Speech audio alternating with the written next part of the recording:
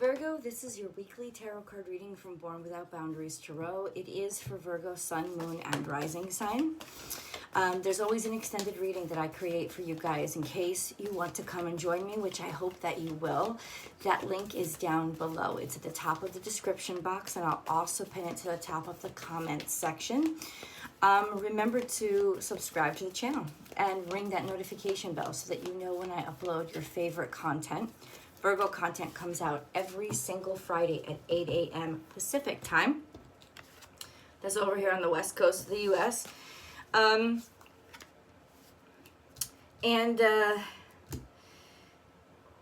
Yeah, be sure to like the video. I know that I'll be watching a video and I'll even if I'll enjoy it, I'll completely forget to like it, but it helps so much. So please remember to do so. Virgo, I also have a second YouTube channel called Astrology Motivation. I'll attach the link above so that you can join me for daily tarot card readings. Monday through Friday, I go live over on Astrology Motivation, so I hope you'll join me there too. All right, it is a complex week for you. You start off the week with a kind of a difficult, if not irritating aspect to Pluto. And Pluto is the deep, dark things that we keep hidden. And, you know, for Virgos, this is very much kind of a very sensitive place because you like to keep a lot of things hidden. Sometimes you like to keep yourself hidden. The other dominant aspect, that doesn't remain.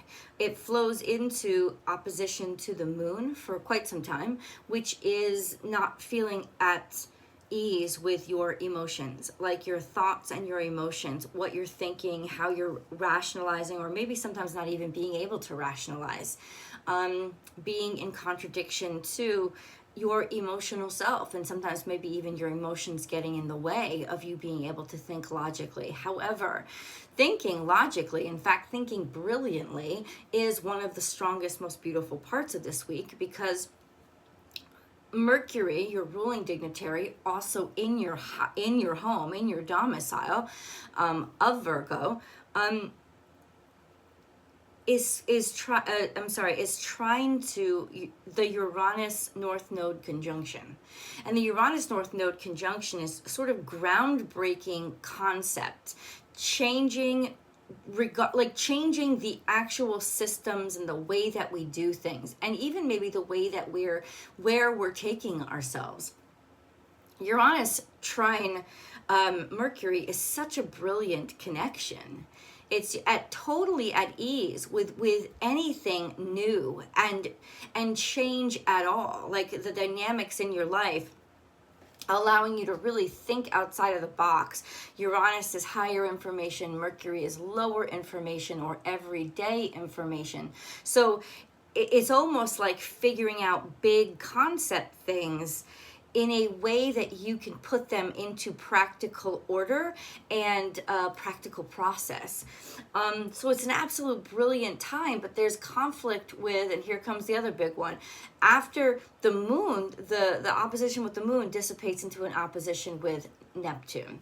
Now, opposition with Neptune for Mercury can be very distracting. It's either not being able to clear your head because you're so lost in dreams, or making decisions based on dreams and things that don't make much sense. But at the same time, what a powerful energy to have when you have this very supportive trine to Uranus, which means you can work things out. You can figure things out. It almost seems like you can figure out what you may have thought was impossible this week, especially based on things that you have not wanted to face or look at, things that are being dug up from deep down inside of you. So it is going to be a tremendously powerful week. It could be a tremendously emotional week. So FYI, first cards up. Oh my God, this is so irritating. I'm like, anyway, transformation is beautiful. So this does mean that there are going to be extreme changes in your life. However, just like the caterpillar and the butterfly,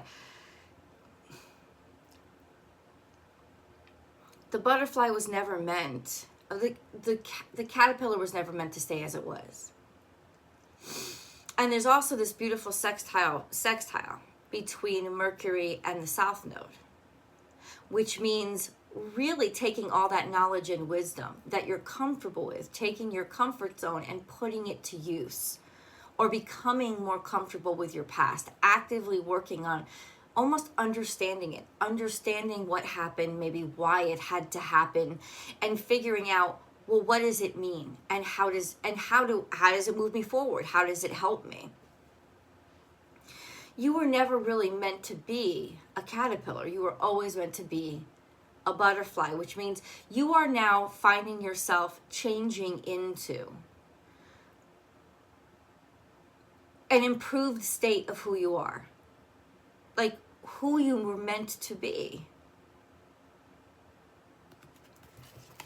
And one of the amazing aspects of the Neptune opposite Mercury, well, Mercury opposite Neptune, one of the amazing aspects is the creativity.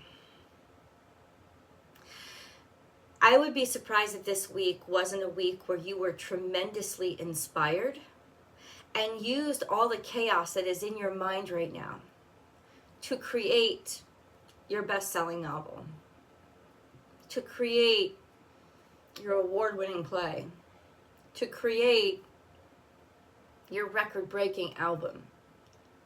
Like, this is the time when those kind of creative energies get put into this amazing Virgo energy, which is somehow making all these crazy dreams or concepts tangible and measurable. So how brilliant this week you're going to be, and what you have the opportunity to harness inside of yourself if you will allow it to happen. So there's two ways to deal with this energy. Trust your dreams, as in allow them to let you be deceived, or trust your dreams as in allow them to let you be inspired. If it is a point of creativity, you're going to do exceptional things this week. If it's a point of self-deception, you're setting yourself up for staying behind and holding yourself back. So it's two different ways that you could use this energy. You know, do you use it against yourself, or do you allow it to flow through you? Flowing through you is here. This is Cancerian energy, but it's transcendent energy. You have double transcendence. This is changing into who you were meant to be, spreading your wings, and almost like a natural change. It's something that you cannot stop. And it's almost like going through the birth canal. This is Cancerian energy, being reborn, crossing the bridge, being reborn into a different form of you, or figuring out both sides of you and how they connect. And then we have take the lead, which is being extremely receptive, extremely perceptive. It's almost like in some ways, Virgo, you're going to be much more malleable than you usually are. You won't be questioning things as much if it's coming through this creative space. Take the lead. If I'm looking at this card, I'm looking at it. It's like you're going to be a forerunner in something. You're going to be starting something. And maybe it's that you needed this interference from Neptune to make you crazy enough to actually try this. But you're really kind of done with where you used to be. And you're really kind of curious, interested, intrigued, or inevitably being thrown by the universe into where you are supposed to be. Okay. Virgo. This may in a lot of ways make you feel very isolated from others. because you may be, actually stop, let me go back. It's almost like in some ways you're able to use your pain to transcend the pain itself. And you're able to figure out how to use the pain instead of run away from it. We have a rebirth is assured. This is crazy. This is a lot of scorpionic energy, a lot of water energy. This got to do with a lot of psychic energy. But a rebirth is assured. It's all about coming out of your shell. It's all about being born. All of this is about being born. Some of you might be literal, is that you might actually be having a child. But I think it's that you are birthing something like a child, which is like a new version of yourself. Or if you've ever created anything at all, you know that it is your baby. Wow. A rebirth is assured is you are waking up. You're ready to spread your wings. And it won't feel right, especially if you're comfortable or working through what you used to be. You know, it's like it wouldn't feel right to fly if you still thought you were a caterpillar, because you'd still be scared of it. You wouldn't know what to do with the wings. So there's something holding you back from being everything that you're meant to be. And this is the week where you confront that stuff that's holding you back. But what is Virgo's time to let go? And there's more scorpionic energy. You're dealing with some sort of, I'm just going to say, you're dealing with some sort of loss. There's a loss here that you're dealing with. Is it, I feel like it's something that you've already experienced, but you haven't completely allowed yourself to experience, right? It's like you've held on to something for a very long time. This is something that sits deep inside and has really kind of needled at your heart. It's made you suffer a great deal. And instead of feeling the suffering or experiencing the suffering, I think you buried it. This is a way, it's this pain that is actually channeling this rebirth. You're finding a way to use this pain to create or transform. Transcend where you've been.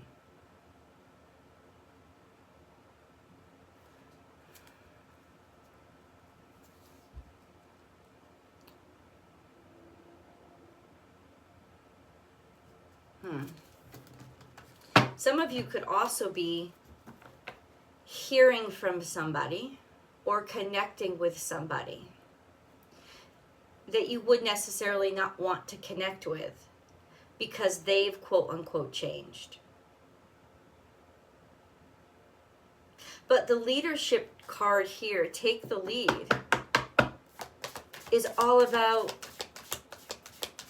being so in tune and almost being tapped by spirit itself into an understanding or a knowing.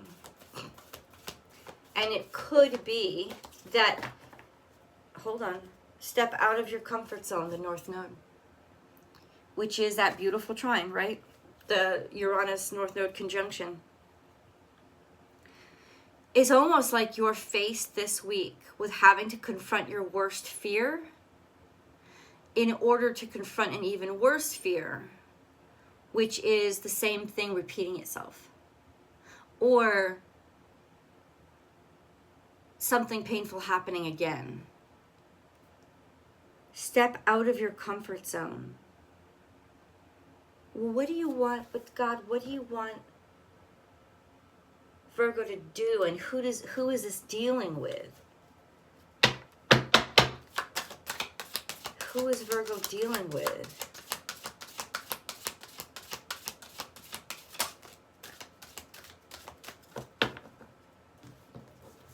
Aries, or yourself. Taurus, how you get things done. And Series, how you nurture things, how you take care of things.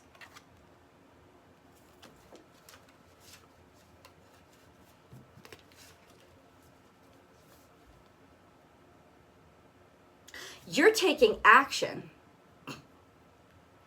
You may be taking actual financial action. It's almost like saying, Virgo, you're just going to have to do something that normally you would not do, which is jump into something. Or not necessarily just jump in, but like take the leap of faith. No, that's too, it's like you have to take action on something now. And it's something that you may have to actually finance, right? And take a lot of what you have and put it into it. Invest. It's almost like invest now. Take action now. But this is still progressive. This is still forward moving. I feel like for a while you've sat on this. It's been a point of stress. But like now you're ready to actually take action. And it isn't going to feel completely right. But it is. It absolutely is. Aries is almost like invest in you. Invest in yourself. I don't know what you're doing. It looks like you could be actually purchasing something large scale. A car, a house, a plot of land. I don't know. Whatever it is, it's like you're purchasing something that you know you're going to dedicate yourself long term to. Series is about the nurturing mother, how you nurture things, how you take care of things. And it's definitely long-term commitment that you're taking action on.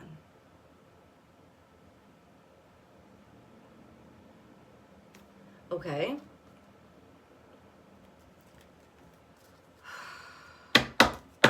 Who or what is involved in this? Who or what is involved in this?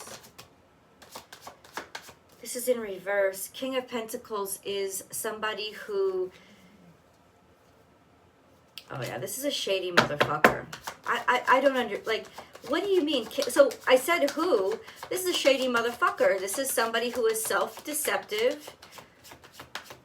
Somebody who is self-deceptive, especially when it comes to their finances. Somebody who is kind of, I don't know who you're dealing with. It's like you may even have to fight somebody. Somebody who is irresponsible with money, will do anything for money, will do like shady backward things, or and the moon card is here in reverse as well. So somebody keeping secrets about where their finances or how they're running things.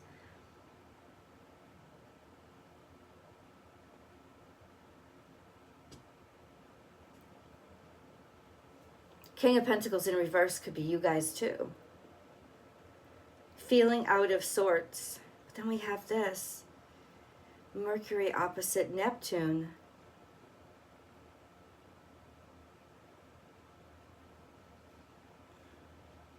I said, who is this?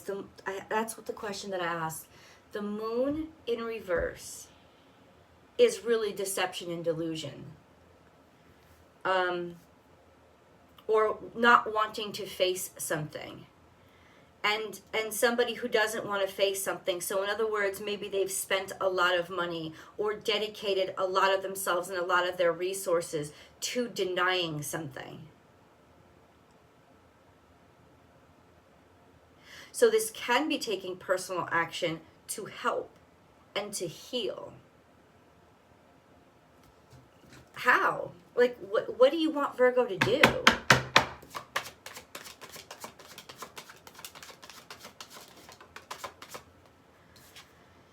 Six of Swords is being stuck mentally. Like being stuck, not being able to figure your way out of things. Staying in the same place, but not for good reasons.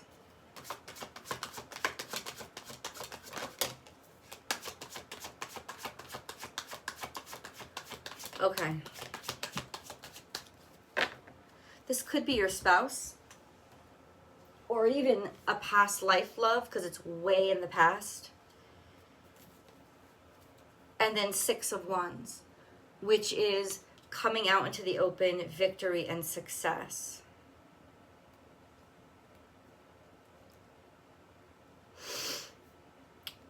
It could even be being in the public eye.